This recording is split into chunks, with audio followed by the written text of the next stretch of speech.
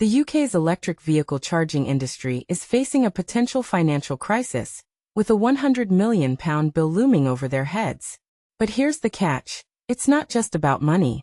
It's about the future of sustainable transport and the government's role in shaping it.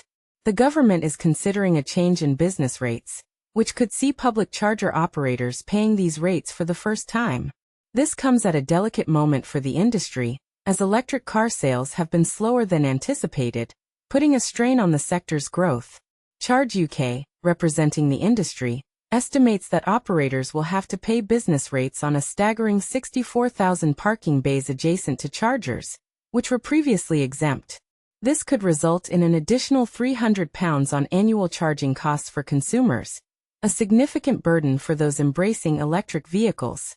The public charger network has expanded rapidly to support over 1 million battery electric cars on UK roads. As of September, there were 86,000 public chargers, an 18% increase from the previous year, according to ZapMap.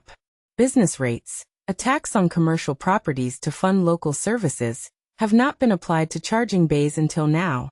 However, the valuation office agency VOA has announced that this will change from April, leaving charging companies with a new financial obligation.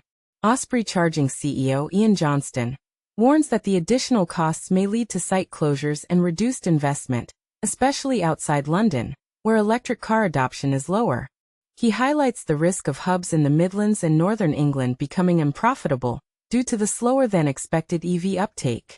Charge UK disputes the VOA's estimate of a £25 million cost for the sector, arguing that it underestimates the number of rateable bays and average rents. And this is the part most people miss. The bill might be backdated to April 2023, potentially doubling the initial £100 million estimate for the current financial year. The 2022 Conservative government exempted charging equipment from business rates, but not the parking bays. The VOA plans to add individual bays in larger sites and standalone EV charging locations to rating lists, as operators typically have exclusive use of these spaces. Charge UK advocates for bay exemptions, citing the government's commitment to promoting electric vehicles to reduce carbon emissions. They urge the Treasury to take action in the upcoming November budget.